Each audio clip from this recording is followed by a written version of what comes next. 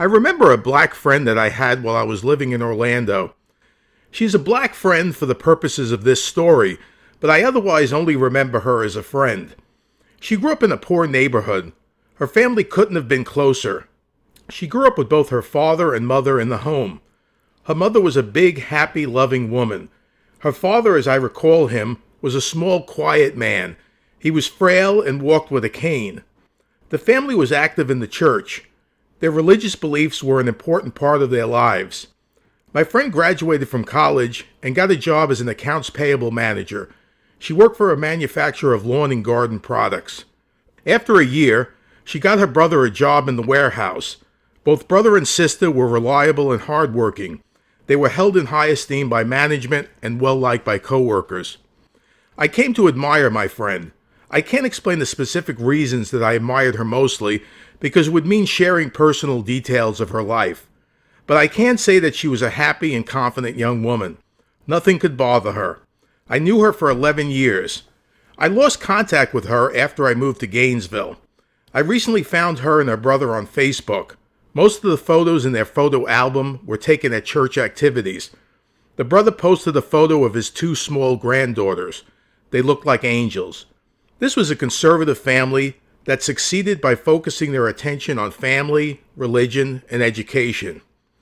In my life, I have been friends with a number of black people, but every one of these people were middle class, and every one of them faithfully upheld conservative values. They didn't listen to rap music, they didn't twerk, and they didn't chant death threats to the police. They were good people who found success and happiness by, again, dedicating themselves to family, religion, and education. I went through a bad patch at one time. I had lost a great deal in the divorce. I started up a business which failed. I decided that it was time to change professions. I figured that I could live with my mother while I went back to school. Unfortunately, this required me to move a great distance. I had to exchange the sunny climate of Florida for the sometimes frigid temperatures of New York. I didn't own a winter's coat, and I didn't have the money to buy one. I mentioned this fact to a friend at church.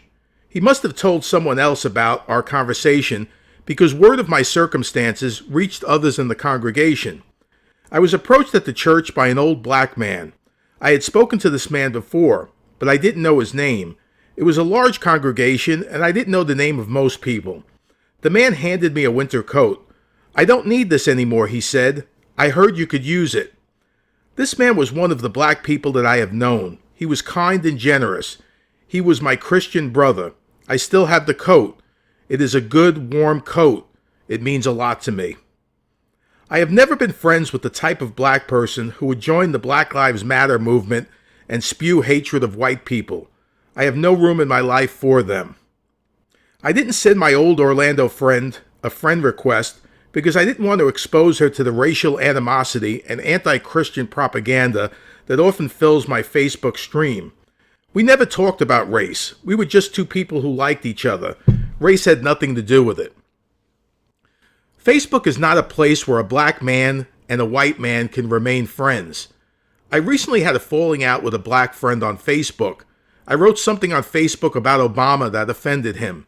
He didn't identify the particular post, but I figured from his remarks that it was the following post. "It has been embarrassing the way that Obama has been making the talk show rounds to convince the public that he was a great president. No, really, I have a great legacy. Really, I'm not lying. Let history speak for your value as president and leave office with modesty and dignity." I had a friendly relationship with the man for a long time, so when he called me an idiot, it hurt my feelings. He assumed that I had some darker, deeper motives for my comments. "You showed your true colors," he said. I assumed that in his mind, my deeper, darker motives were racist motives. Why else would I say that the black man in the White House had no dignity? We are forbidden of ever speaking badly of Obama. It reminds me of the state of affairs in Ernst Lubitsch's anti-Nazi comedy, To Be or Not to Be. An unflattering joke is circulating around German-occupied Warsaw about Hitler, but mockery of Herr Führer will not be tolerated. Sharing the joke comes to be regarded as a traitorous act against the Nazi cause. I voted for Obama in 2008. It took me 8 years for me to develop the scorn that I now have for the man.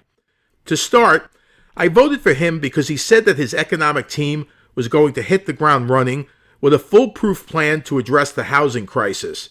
He assured voters that he was going to fix the problems that were created by Wall Street thievery. He lied. I received no help from the Obama administration when my home declined in value by 60%.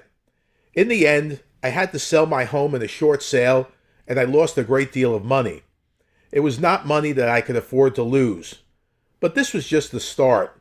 It was a long, painful, and complicated journey that led me to my present point of view and leaves me eager to see the president's departure. Obama has managed to the very end to inspire my ill will. I believe that an outgoing president needs to gracefully leave the stage. I have never before seen a president go on a farewell tour for the purpose of denouncing the incoming administration and telling everyone that he was a great president. He implied in an interview at CNN that the people who don't recognize that he was a great president must be racist. This country depends on a smooth transition, but self-aggrandizement and race baiting is more important to Obama. He has also made time in his final days to pardon a record number of prisoners. This man definitely does not share my values. I understand that because my Facebook friend is black, he feels great pride in the Obama administration. But those are not my feelings. I am not a dishonest man, and I am not a superficial man. I do not come to my opinions easily, and I do not lie about my opinions. It wouldn't bother me if not for the fact that I always liked the guy. But I must face facts, I suppose. We live in a regressive society. We are being pushed back to our early ways, which includes aggressive tribalism. Black people are being told by the media that it is their duty to hate white people. So guess what? Black people are expressing rampant hostility towards white people.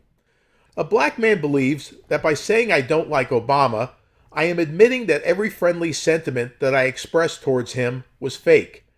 Because a white man who dislikes Obama cannot possibly like a black man.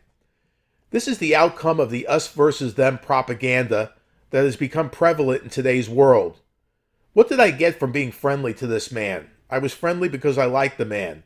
His race had nothing to do with our relationship, which is how it should be. Black Lives Matter members are promoting a separatist movement. It is their contention that black people and white people cannot live together. So be it. I am willing not to see your skin color if you are willing not to see my skin color, but I cannot do this on my own. I will, if this trend continues, reject any relationship that brings racial tension into my life. I don't need it. But when black and white move further apart than ever, don't blame me. The logic of BLM's black solidarity philosophy puzzles me. It advances the idea that black people are united by exclusive interests and exclusive beliefs.